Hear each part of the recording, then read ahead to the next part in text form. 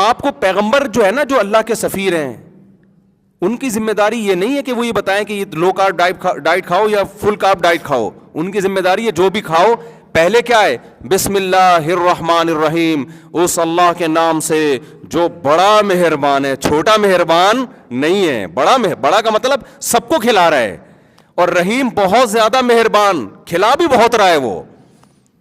رحمان اور رحیم کا فرق پتہ ہے نا کیا ہے؟ رحمان سب پہ رحمت, ساری مخلوق کو دے رہا ہے وہ, اور رحیم کا مطلب دے بھی تھوڑا نہیں رہا, بہت زیادہ دے رہا ہے, اتنا کرم کر رہا ہے ہمارے اوپر. آج ڈاکٹروں کی زندگی سے خدا نکل گیا. اور پھر کھانے کے بعد کیا ہے, کھانے کے بعد پھر فوراً ڈاکٹر کیا کہتے ہیں, اب ذرا چیک کرو کہ کتنی شوگر پہنچی ہے اس کی. وہی وزن بڑھ رہا ہے کہ نہیں بڑھ رہا. اللہ میاں نے کیا کہا, کھانا کھانے کے بعد کیا کہو, الحمدللہ الذی, تمام تعریفیں اس اللہ کے لیے ہیں, اطعمنا, جس نے ہمیں کھلایا. اگر وہ نہ کھلاتا تو ہم, کوئی ڈاکٹر نہ خود کھا سکتا تھا نہ کھلا سکتا. جتنی یہ سارے رزق بھی اللہ نے پیدا کیا, اور جو آج ہم کھانا کھا کے چبا رہے ہیں نا, یہ دانت بھی کس نے پیدا کیے؟ آپ جو ڈینٹسٹ ہے نا, وہ آپ کو بتائے گا کہ ان دانتوں کی ایج لمبی کیسے ہو سکتی ہے, یہ گرنے سے آپ کیسے بچا سکتے ہیں, ان کو کیسے صاف کیا جا سکتا ہے, اور ان میں کیلشیم کی کمی کیسے پوری کی جا سکتی, ساری رپورٹیں پیش کرے گا. ان سب رپورٹوں میں سب گھس کے نا یوٹیوب پہ سرچ کر رہے ہوتے ہیں یار دانتوں کے بارے میں. لیکن ہمارا رب بتا رہا ہے کہ یہ جو تم نے نوالا کھا کے چبایا ہے نا, یہ دانت پہلے سے کس نے فٹ کر کے بھیجا ہے یہاں پہ, یہ نظام کس نے بنایا؟ تو اللہ نے بنایا ہے. تو جس اللہ نے بنایا ہے اس کو بھول گئے, اور ڈینٹسٹ کو آپ نے یاد رکھا ہوا ہے کہ ڈینٹسٹ کے کیا مشورے ہیں کہ جی کھانا کھانے سے پہلے خلال کرنا ہے یا کھانا کھانے کے بعد خلال کرنا, دانت کھانا کھانے سے پہلے صاف کرنے یا کھانا کھانے کے بعد صاف کرنے. سمجھتے ہو کہ نہیں سمجھتے؟ لبرل طبقہ ان چیزوں میں بہت فنٹر ہوگا, اور مولویوں کے پاس عام طور پر ان چیزوں کی نالج نہیں ہوتی. وہ بیچارہ اپنے دانت خراب ہوں گے تو ڈاکٹر کے پاس جائے گا.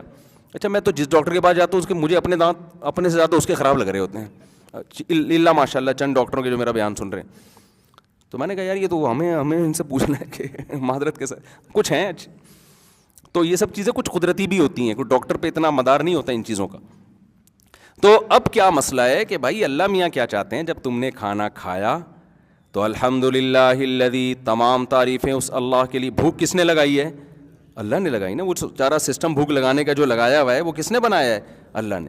الحمدللہ الذی, تمام تعریفیں اس اللہ کے لیے ہیں, اطعمنا, جس نے ہمیں کھلایا, وسقانا, جس نے ہمیں پلایا. اور سب سے مزیدار اگلا جملہ ہے, کھلاتا تو کافروں کو بھی ہے, پلاتا تو کافروں کو بھی ہے. وہ کھاتے ہیں, ڈکار مار کے نکل جاتے ہیں, خدا کو یاد نہیں کرتے. وجعلنا مسلمین, ہمیں مسلم بنایا کہ کھانا کھانے کے بعد ہمیں اس کے شکر کی توفیق مل رہی ہے. کافر کو اللہ کے شکر کی توفیق نہیں ملتی. وہ کھاتا ہے, ایک ہاتھ میں برگر, ایک ہاتھ میں کولڈ ڈرنک, کھائے گا پیے گا, اور اس کو جب کہا جائے کہ خدا ہے کھلانے والا تو وہ اس بحث میں الجھنا ہی نہیں چاہتا. وہ کہتا ہے بھائی اپنا راستہ لو, تم یہ بتاؤ کہ تمہاری کوالیفیکیشن کتنی ہے. آپ بتائیں گے جی میں ڈاکٹر ہوں, میں اسٹمک کا اسپیشلسٹ ہوں, تو اچھا آپ مجھے بتاؤ کہ جو میں نے برگر کھایا اور کولڈ ڈرنک پی تو یہ میرے پیٹ کو نقصان تو نہیں دے گی؟ آپ سر اسٹمک کے اسپیشلسٹ ہیں نا آپ. اگر آپ بتائیں کہ بھائی میں تمہیں خدا کا حکم بتا رہا ہوں کہ یہ کھانے کے بعد اللہ کا شکر ادا کرو تو اس سے اللہ تم سے راضی ہوگا, تو کہیں اللہ کیا ہوتا ہے یار, اللہ راضی ہونے سے کیا پیسے ملیں گے؟ کیا ملے گا اللہ راضی ہونے سے؟ میں سمجھا پا رہا ہوں اپنی بات. تو دنیا میں دو ہی طبقے ہیں بھائی, ایک وہ جس نے اللہ کو اپنی ڈکشنری سے نکال دیا ہے, اور ایک وہ ہیں جو اللہ کو یاد رکھتے ہیں, پانی پینے سے پہلے یاد رکھتے ہیں, پانی پینے کے بعد یاد رکھتے ہیں. ہمارے حضرت مفتی رشید احمد صاحب رحمہ اللہ تعالیٰ فرمایا کرتے تھے, حالانکہ حضرت کو میڈیکل سائنس کا بھی بہت علم تھا, صحت کے حوالے سے بہت نالج رکھتے تھے, حضرت فرمایا کرتے تھے کہ جب مجھے بھوک لگنا شروع ہوتی ہے نا تو میں اس وقت سے اللہ کی نعمت کو سوچنا شروع کر دیتا ہوں کہ میرے رب کا مجھ پر کتنا بڑا احسان کہ وہ مجھے بھوک لگا رہا ہے. بہت سے لوگوں کو بھوک نہیں لگتی, بھوک لگنا بھی تو نعمت ہے نا. فرمایا پھر میں یہ سوچتا ہوں کہ بھوک لگنے کی وجہ سے جو کھانے کی طلب ہوئی, یہ طلب بھی ایک لذیذ چیز ہے. جب طلب پیدا ہوتی ہے اور امید ہو کہ مل جائے گا, یہ پہلے زمانے میں جب دولہا کی شادی ہونے والی ہوتی تھی نا تو شادی سے پہلے بہت خوش ہوتا تھا وہ, ونس اپون اے ٹائم, کیونکہ زندگی میں کبھی اس نے کسی لڑکی کو دیکھا نہیں ہوتا تھا تو اس سے دن گزارنا مشکل ہوتا. اب ایسا ہوتا ہے کہ بہت سے آپ لوگوں کے علاوہ اب وہ ہے کہ شادی ہونے والی ہے, ٹھیک ہے ہو جائے گی, پہلے ایسے ہی ہم سلام دعا تھی, اب تھوڑا سا ایک روایتی انداز میں ہماری کیا ہو جائے گی, اس سلسلے میں حاضر ہوا ہوں میں. وہ ہے نا, دولہا گیا بیوی دلہن کے پاس, تو پہلی رات کہتا ہے میری کل آپ سے شادی ہوئی تھی, اس سلسلے میں حاضر ہوا ہوں, میں آپ سے ملاقات کے لیے آیا ہوں. تو جب انسان کو کوئی نعمت ملنے والی ہوتی ہے, طلب ہوتی ہے, تو اس طلب کا جس میں آپ کو پتا ہو کہ میری طلب پوری ہو جائے گی, میری چاہت پوری ہو جائے گی, اس کا اپنا ایک مزہ ہے یا نہیں ہے؟ تو فرمایا کرتے ہیں میں اس پہ بھی اللہ کا شکر ادا کرتا ہوں کہ اللہ مجھے بھوک لگ رہی ہے اور کھانا آنے والا ہے. مزہ آتا ہے کہ نہیں آتا انتظار میں؟ یہ بھی اللہ کی نعمت ہے. یہ احسان کون کر رہا ہے؟ دیکھو ایک لبرل ڈاکٹر تو اللہ کو لفٹ کرانے کے لیے تیار نہیں ہے بھائی, اس کا وہ شوگر میٹ لگا ہوا ہے اپنا کہ یار مجھے بھوک لگ گئی ہے, ایسا نہ ہو شوگر اور ہائی ہو جائے. اور اللہ والے کیا کر رہے ہیں بھائی, اس خدا نے ہم پہ یہ طلب پیدا کی, خدا ابھی سے ہمیں لذت دے رہا ہے کہ ابھی کھانے کے انتظار کی لذت. کہتے ہیں پھر جب کھانا سامنے آتا ہے تو پھر جو اس کی خوشبو آتی ہے اس کی ایک الگ لذت ہے. پھر جب اس کو چباتے ہیں, خوب چبا کے کھانے کو کھایا کرتے تھے, چبا کے نگل لیا تو لذت, وہ ٹیسٹ تو ختم, تو خوب چباتے تھے اور چباتے ہوئے اس کی لذت کو محسوس کرتے تھے کہ یہ میرا رب مجھے کتنی بڑی نعمت دی ہے. اور پھر اس کو کھانے کے بعد جو ایک سکون ملتا ہے کہ بھائی بھوک ختم ہو گئی, اس بھوک کو ختم ہونے کے بعد ایک الگ لذت کے سکون مل گیا. پھر اس کے بعد مزے کی نیند آتی ہے انسان کو, وہ ایک الگ لذت. بھوکے پیٹ مزے کی نیند نہیں آتی انسان کو. تو کا ایک کھانے میں صرف پھر اس کے بعد جو طاقت ملتی ہے باڈی کو, جب آپ کھانا کھا کے دوپہر کو خاص طور پر سوتے ہیں اٹھتے ہیں, کیسے باڈی میں انرجی ہوتی ہے کہ نہیں ہوتی. بھوکے رمضان میں مجھے یاد ہے نا, کراچی گرمیوں کے روزے تو بڑے سخت ہوتے ہیں, تو رمضان میں ہمیں یاد ہے کہ جب ہم جب کیلولا کر کے اٹھتے ہیں تو ایسے پاور ہوتی ہے نا باڈی میں, تھوڑا سا بس منہ دھو سستی دور ہو جائے تو بڑی طاقت. رمضان میں جب آپ 3-4 بجے اٹھو نا, ایسا لگتا ہے قبر سے مردے کو اکھاڑ رہے ہیں. گھر والے جب آپ کو اٹھا رہے ہوتے ہیں ایسا لگتا ہے قبر سے, اتنی بھوک سے حالت خراب ہوئی, اٹھا ہی نہیں جاتا. تو 1 گھنٹے تک آدمی نارمل نہیں ہوتا, تو طاقت آنے کے بجائے وہ بھوک کی وجہ سے اور وہ ہضم ہو جاتا ہے نا سب کچھ, تو وہ اور زیادہ. پھر عصر کے بعد حالت دیکھا کرو گرمیوں کے روزوں, سردیوں میں تو چلتا ہے, گرمیوں کے روزے میں حالت دیکھا کرو کیسے مرجھے آئے ہوئے ہوتے ہیں بڑے بڑے دہشت گرد, اور کیسے جناب ایسے بیٹھے. پھر ایک دم جب افطاری کے 2 لقمے 2 پکوڑے پیٹ میں جاتے ہیں ایک دم انرجی آتی ہے, اور پھر مغرب میں دیکھو کیسے پھدکتے ہوئے آ رہے ہوتے ہیں ایسے اسپیڈ سے. تو فرمایا کرتے تھے پھر اس کھانے سے جو جسم میں طاقت ملی ہے اس کو سوچتا ہوں کہ میرے رب نے مجھے یہ طاقت دی. اور مسلمان ایک اور چیز بھی سوچتا ہے کہ یہ سب کچھ سوچنے کی بھی توفیق دی اس اللہ نے مجھے. اللہ نے ہمیں یہ سب کچھ سوچنے کی بھی توفیق دی. کافر یہ ساری نعمتوں سے فائدہ اٹھائے گا, نہ زبان سے خدا کا شکر ادا کرے گا, نہ خدا کے بارے میں سوچے گا. جو ملحد کافر ہیں وہ تو ہے ہی نہیں, اور جو مشرک ہیں وہ بت پہ ڈال دیتے ہیں. وہ کس کو, جن کو خدا کا شریک بنایا ہوا نا اس پہ, کہ دیکھا ہم نے بھگوان کی وہ اس پہ گئے تھے نا, ہم وہ بت کے ہم نے آشیرواد کیا تھا نا, تو اس کی وجہ سے آج ہماری روٹی ملی ہے ہمیں. ہم جو فلاں بابے کے مزار پہ ہم نے جو بکرا چڑھایا تھا نا, اس کے نتیجے میں ہماری تنخواہ بڑھ گئی اور آج ہمیں یہ کباب پراٹھے کھانے کو مل رہے ہیں. تو نہ مشرک خدا کا شکر ادا کرتا ہے, نہ ملحد خدا کا شکر ادا کرتا ہے. اللہ کا شکر صرف توحید پر ادا کرتا ہے, جو ایک خدا کو مانتا ہے اور جس نے خدا کو یاد رکھا ہوا ہے. تو ہمیں اپنی زندگی میں میرے بھائی خدا کو لانا پڑے گا, اور علم حاصل کر کے آپ خدا کے قریب ہوں, خدا سے دور ہونے کی کوشش نہ کریں آپ. تبھی ہمارے نبی نے ہمیں یہ سکھایا, کوئی بھی امر عجیب ہونا تو ہمیں سبحان اللہ کہنا چاہیے, تاکہ ہم اس کو کس کی طرف لے کر جائیں. ہمارے لبرل لوگوں کو نا سبحان اللہ کہتے ہوئے شرم آ رہی ہوتی ہے. یہ حالت ہو گئی یونیورسٹیوں میں, کیا لوگ مولوی نہ سمجھنا شروع کر دیں, اللہ کی تعریف کرتے ہوئے شرم آ رہی ہوتی ہے. کھانا کھانے کے بعد دعا مانگتے ہوئے شرم آ رہی ہے. پہلے تو صرف ٹوپی پہنتے ہوئے شرم آتی تھی نا, کہ لوگ کیا کہیں گے فنڈامنٹلسٹ قسم کا آدمی ہے, کوئی مولوی ٹائپ کا لگ رہا ہے. اب ٹوپیاں تو سر سے گئیں,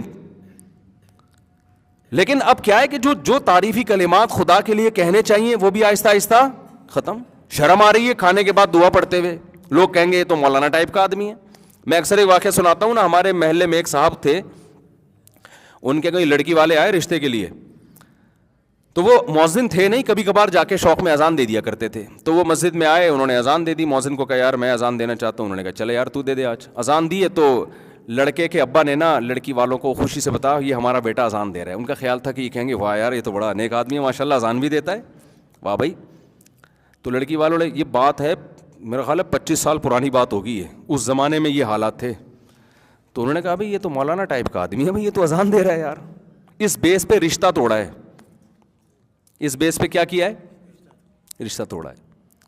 تو اذان کہتے ہوئے شرم آ رہی ہے, اور اللہ کا نام لیتے ہوئے شرم آ رہی ہے, الحمدللہ کہتے ہوئے شرم آ رہی ہے. ٹوپی تو چلو, ٹوپی تو فرض واجب نہیں ہے, ہم بھی کہتے ہیں کہ شرم آ رہی ہے تو جیب میں رکھ لو بھائی, تھوڑا بے شرم, سوری یعنی کہنے والے تو بے شرم بن جاؤ, بے شرم نہیں, یعنی جس چیز سے شرم آ رہی ہے تو وہ جیب میں رکھ لو, ٹھیک ہے نا.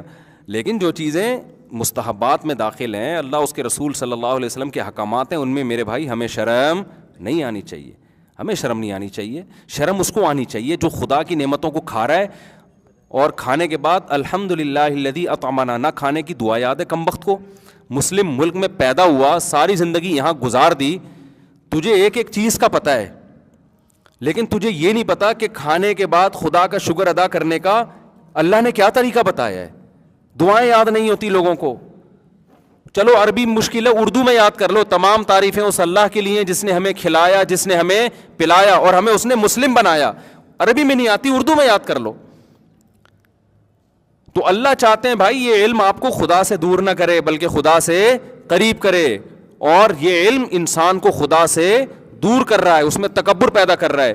تو میں اب اس بات کو لے کے جلدی سے سمیٹ کے ختم کرتا ہوں جو میں لے کے چلا تھا, کہ جس چیز سے سب سے زیادہ انسان میں کبر پیدا ہوتا ہے وہ کیا ہے, علم ہے. چاہے دین کا ہو یا دنیا کا. ہاں دنیا میں عام طور پہ زیادہ پیدا ہوتا ہے, کیونکہ وہ خدا سے, وہ آدمی کو کہتا ہے مجھے پتہ ہے, یہ مذہبی اسکالرس کو تو کچھ پتہ ہی نہیں ہے, تو وہ پھر نا وہ تکبر میں آنے لگتا ہے. لیکن دنیا جو دین کا علم ہے نا, یہ بھی کبر پیدا کرتا ہے, کیونکہ انسان کے پاس کسی بھی قسم کی نالج ہو نا تو اس کو پتہ ہے کہ مجھے معلوم ہے, سامنے والے کو معلوم نہیں ہے. تو یہ چیز انسان میں کبر پیدا کرتی ہے.